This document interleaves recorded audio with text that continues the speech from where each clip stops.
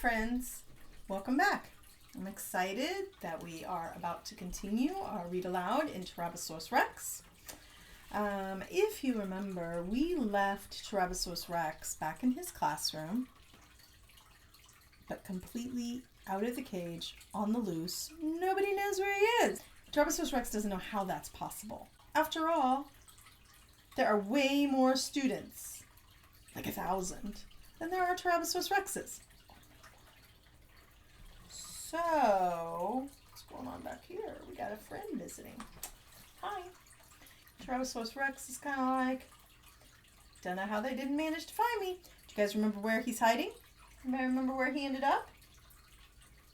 That's right. He is in someone's backpack. But we don't know whose. We're about to find out in this next chapter. So, it is from a new student's point of view. His name is Derek. That's Derek. All right, you ready? I think Boo Kitty Boo's ready. He's certainly wandering around here, participating, feeling very strongly that he should be a part of this read aloud. All right, here we go. Derek. We've looked everywhere, and we still haven't found Cuddles. It's all Ginger's fault. She scared our rabbit, and now he's hiding. We'll probably never see him again. Mrs. Cabbage made sure our classroom door stayed shut all afternoon. But still, who knows if he managed to sneak out of the classroom when we weren't looking? After all, the rabbit managed to somehow open that cage door all by himself and get free. Mrs. Cabbage says a student must have opened the door, but I don't think so. I think the rabbit's super smart, and he figured out how the latch works, which is really kind of amazing, since some of the other kids don't know how to do that yet. Anyway, I figure if the rabbit can get out of his cage, he probably knows how to open doors too. Now we're all lined up, ready to leave. But Mrs. Cabbage is searching everyone's backpack just to make sure. Ginger's in front of me with her stupid pink dress, bouncing up and down on her toes, desperate to get home and probably wash the dress free of rabbit germs or something. She drives me crazy. She always knows the right answer to the math problems. She's always dressed like a nut. I mean, who wears a tiara to school? And she's always talking about her stupid mom, who apparently knows the answers to everything, just like her daughter. My mom says boys are less mature than girls, whatever that means. My mom says I should always look my best, even if others don't. Please, since when do frilly dresses and tiaras equal best dressed? My mom says animals belong outside. I glare at the back of her perfect head. Stupid, perfect Ginger with her perfect dress and her perfect mom. She's not even worried about Cuddles and where he might be. All she cares about is her dress. She doesn't care that Cuddles could die if we don't find him. Who's going to take care of him? Who's going to feed him? I can hear her whispering to Tanya. It just goes to prove my mom was right. I roll my eyes, already knowing what she's going to say next. Animals do belong outside. Yep. And Ginger's the one who belongs in a cage. Before I can tell her that, though, Mrs. Cabbage arrives to search Ginger's backpack. I don't think that's okay, Ginger says to Mrs. Cabbage. Mrs. Cabbage frowns. What's not okay, Ginger? I don't think you have the right to search my backpack without a search warrant. Mrs. Cabbage nods. That's fine, Ginger. We won't search it then. If you get home and discover Cuddle Bunny hitched a ride, just bring him back in the morning. What? Ginger shrieks. No way! He better not be in my backpack. She swings the bag around. shoving it at Mrs. Cabbage. "Search it now!" And as she shoves the backpack toward Mrs. Cabbage, Cuddle Bunny pokes his head out and twitches his nose at Ginger.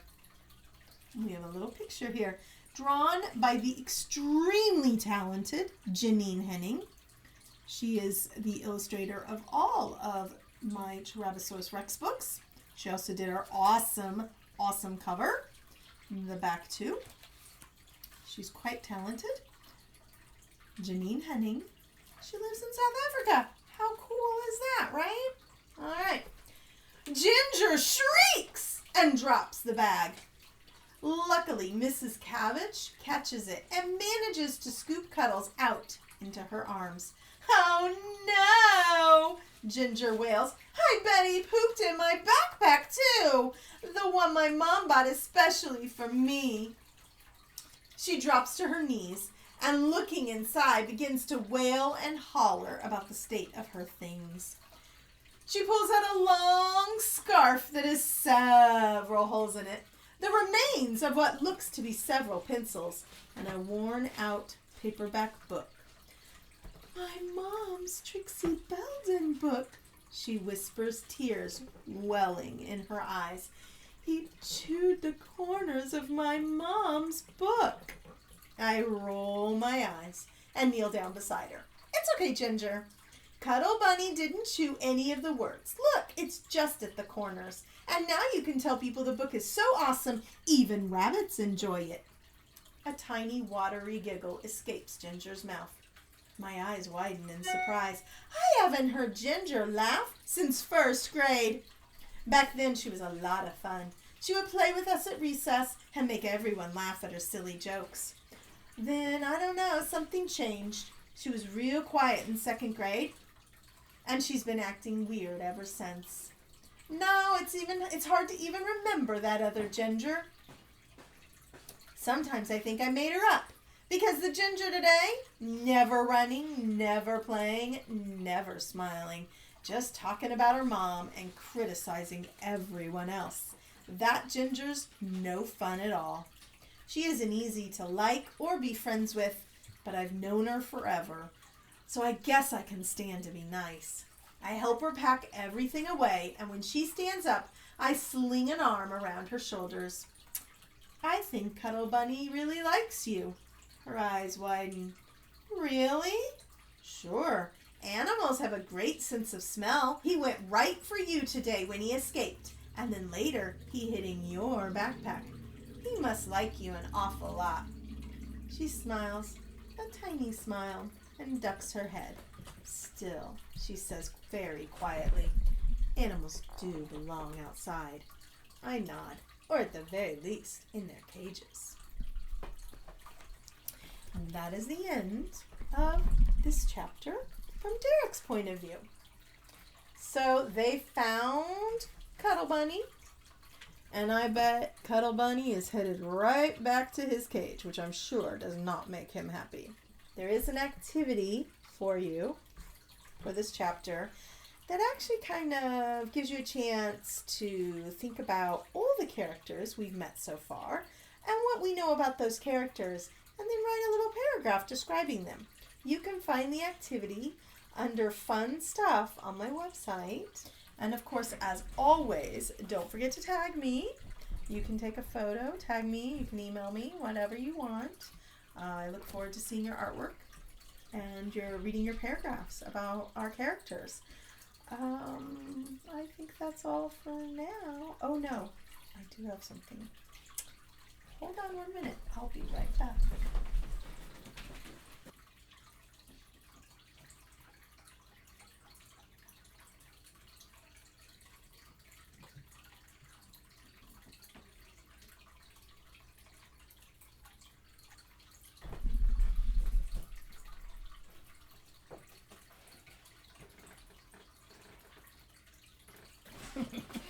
Did you take my spot? Okay. So, you remember how in the books we talk about how Tyrabbisaurus Rex and how he chews on many, many, many things. So, like, for example, in Ginger's chapter, or actually I think it was Jonathan's chapter, he chewed on Ginger's dress. He just nibbled it a little bit, and nobody really, I don't think she even noticed, at least not yet. She might have noticed when she got home. But she was definitely upset that he pooped on her dress, right? Well, Tyrabbisaurus admits, it was in Tyrabbisaurus Rex's chapter, he admits that he nibbled her dress. He didn't just poop on it, he nibbled it a little. Well, that was based on, do you remember how I said that I had 2 classroom rabbits myself? Did I ever say that? I don't know. Did I tell you that? I did.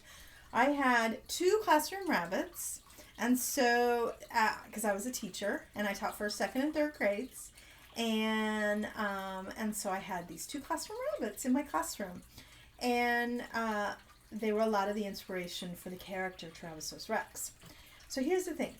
I would pick up the bunnies, and I would have them kind of in my arm, in my hands like this, and so the way you hold them is you got to make sure you support their feet so that they feel secure. So I would have one hand under their hind feet and the other hand kind of on their back, and they would be here against my chest area, right? And then they tended to nibble on my shirts a little. So I'm going to show you something. This is a turtleneck that I used to wear. I still wear it sometimes. Can you see that? That has been nibbled by a real live bunny rabbit. I don't know if it was an apple bunny or honey bunny, but when I say that rabbits will chew anything, I mean they will chew anything, and I have the evidence to prove it. You remember how in this chapter when Ginger opens up her backpack, she pulls out her Trixie Belden book, her mom's Trixie Belden book. Well, that was based on my life. Now, my mom didn't read Trixie Belden, but I did. I loved Trixie Belden so much. This was my absolute favorite book when I was growing up.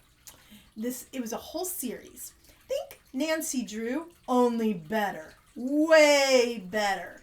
And Trixie wasn't as old as Nancy Drew. I think Nancy Drew was maybe 16, 17.